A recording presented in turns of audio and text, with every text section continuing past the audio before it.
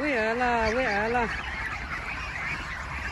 这些小鹅差不多要40天了哦，一天吃4袋饲料啊！真正的吃货顶不住，长出毛了，现在而且感觉也没那么大。这只还挺大的哈，可能有7斤多吧，只有7斤多。天气好热，白色的不大。吃一餐差不多吃2袋，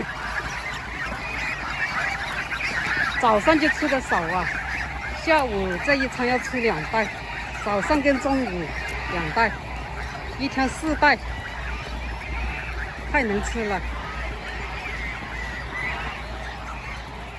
这个阶段是最能吃的，不过吃的多就长得快呀，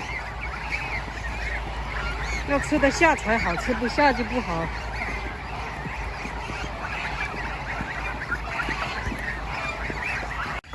现在没草了，只能搞水葫芦给它们吃。水葫芦也吃啊，没草就，反正叫它青饲料就会吃，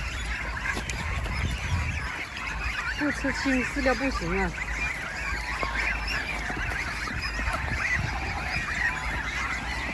水葫芦吃习惯了，也挺喜欢。